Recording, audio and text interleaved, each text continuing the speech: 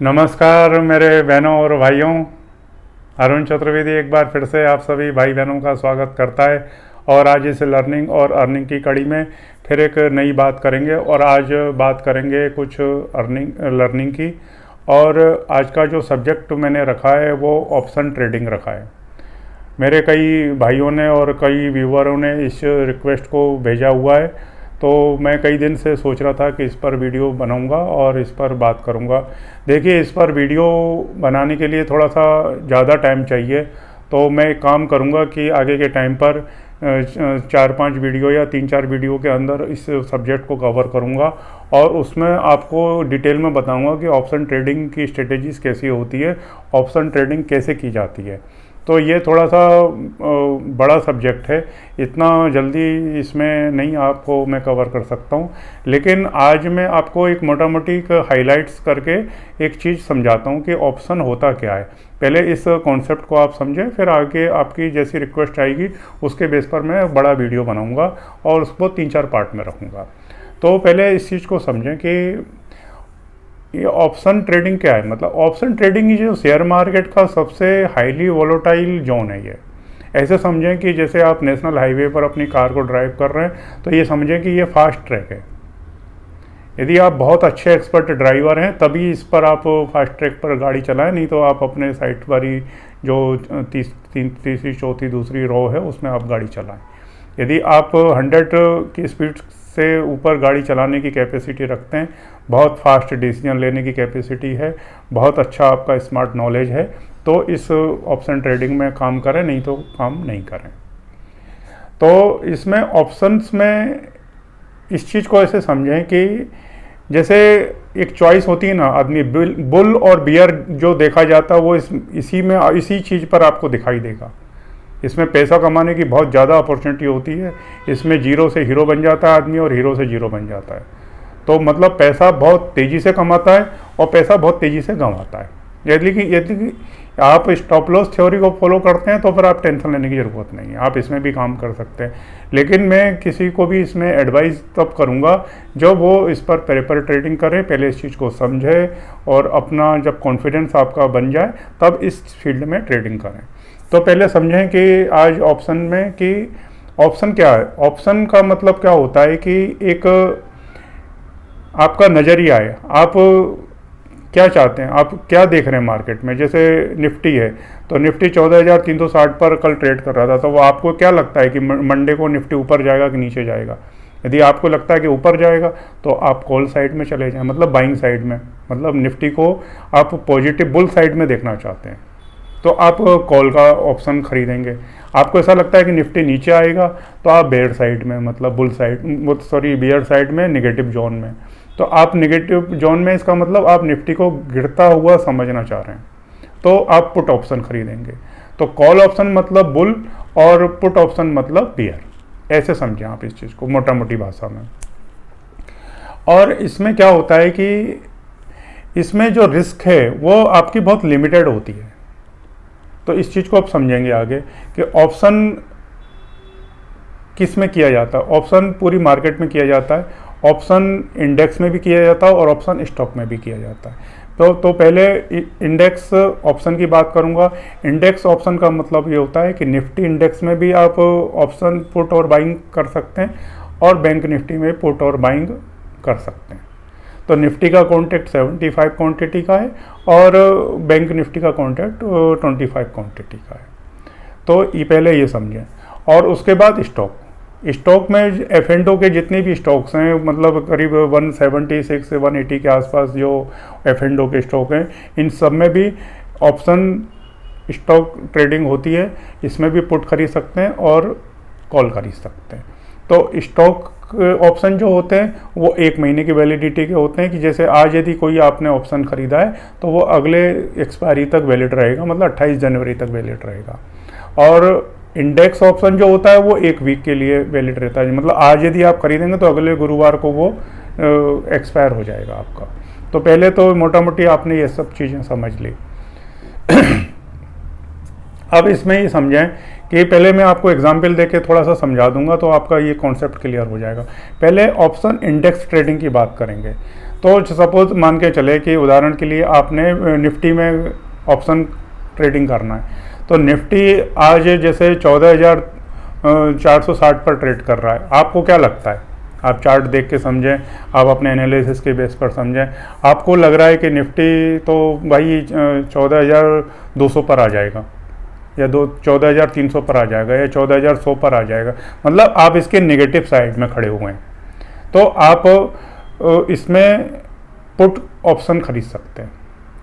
Put option आप खरीद सकते हैं और इसका डिनोमिनेशन ऐसा होता है कि 14,300, 14,200, 14,100, 14,000, 13,900, इस टाइप से, मतलब 100 की रेंज में वो कॉन्ट्रैक्ट आपको मिलेगा। आपको क्या लगता है?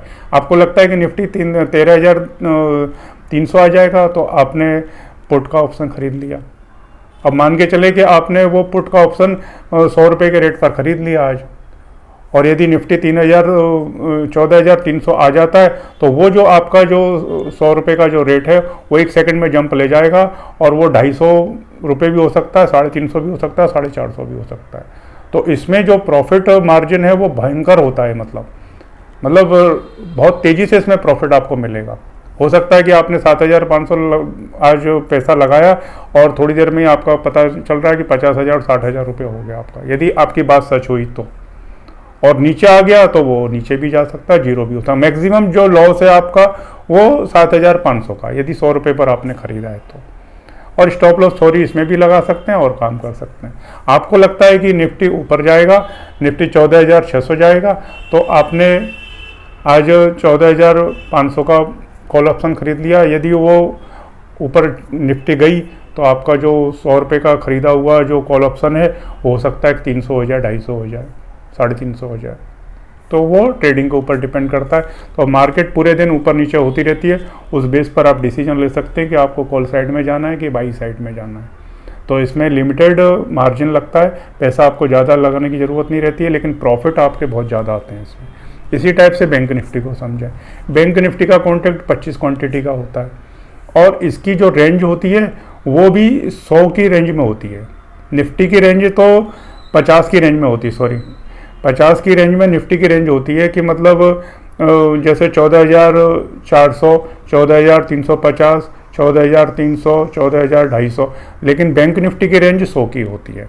जैसे बैंक निफ्टी 33,300 पर ट्रेड कर रहा है, तो इसके जो नीचे का लेवल होगा 33,200, 33,100, 33,000, मतलब इस टाइप से 100 के डिनोमिनेशन में उसका ऑप्शन तुमको मिलेंगे। तो आपको क्या लगता है? आपने बैंक निफ्टी के बारे में आपने क्या सोचा? आपको लगता है कि बैंक निफ्टी 33,000 आ जाएगा, तो आपने 33,000 का कॉन्ट्रैक्ट खरीद लिया, पुट ऑप्शन खरीद लिया 100 रुपये की वैल्यू का। यदि खुदा न खास्ता वो मार्केट नीचे आ गई और आपका 33,000 इन द मनी आ गया, तो हो सकता है कि आपका जो 100 रुपये का खरीदा हुआ रेट था वो 200 रुपया हो गया, 250 रुपया हो गया, 350 रुपये हो गया, 400 रुपये हो गया। तो बेशुमार आपको प्रॉफिट हो जाएगा उसमें। और ज़्यादा से ज़्यादा आपका जो पैसा जो रिस्क पर लगा हुआ है वो केवल 7,500 लगा हुआ है। तो मैक्सिमम आपको ये मालूम है कि मेरा जो मैक्सिमम लॉस है वो बिल्कुल जीरो भी हो गया तो मुझे 7,500 का ही लॉस होगा।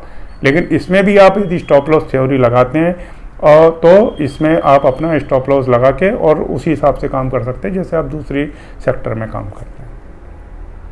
इसी टाइप से स्टॉक ऑप्शन को समझें। स्टॉक ऑप्शन में भी मैं उदाहरण के लिए आपको स्टेट बैंक ऑफ इंडिया का दूंगा। स्टेट बैंक ऑफ इंडिया का जैसे F&O जो स्टॉक्स होते हैं तो उनका जो उनकी एक सर्टेन क्वांटिटी होती है। जैसे स्टेट बैंक उदाहरण के लिए मैं बता रहा हूँ कि स्टेट बैंक ऑफ इंडिया का जो कॉन्ट्रैक्ट है वो 3,000 शेयर का है। तो वो जो ऑप्शन जब आप खरीदेंगे, कॉल ऑप्शन खरीदें चाहे पुट ऑप्शन खरीदें, आपको 3,000 पूरी क्वांटिटी का खरीदना पड़ेगा। तो मान के चलें कि आपको ऐसा लगता है कि जैसे 305 रुपये पर ये काम कर रहा है, तो स्टेट बैंक ऑफ इंडिया जब आप देखेंगे ऑप्शन चेन को तो इसमें आपको मतलब 5 रुपये की रेंज में आपको दिखाई देगा। मतलब 305, 310, 315, 320, नीचे की साइड में आप आ जाएंगे तो 295, 295, 290, 285, तो मतलब 5 रुपये की रेंज में।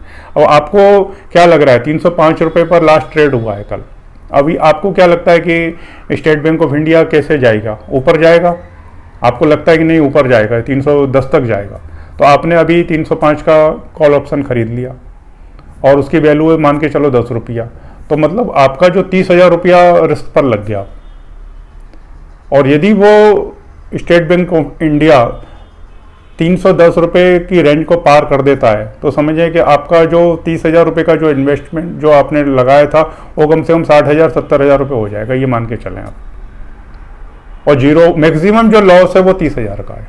लेकिन इसमें स्टॉप लॉस आप लगा दें कि भाई इसमें 5 रुपये का मैंने स्टॉप लॉस लगा दिया, कि मैंने सपोज 2 रुपये का स्टॉप लॉस लगा दिया, तो ज़्यादा से ज़्यादा मुझे 6,000 रुपये का लॉस लगेगा और मैक्सिमम लॉस 30,000 का लगेगा।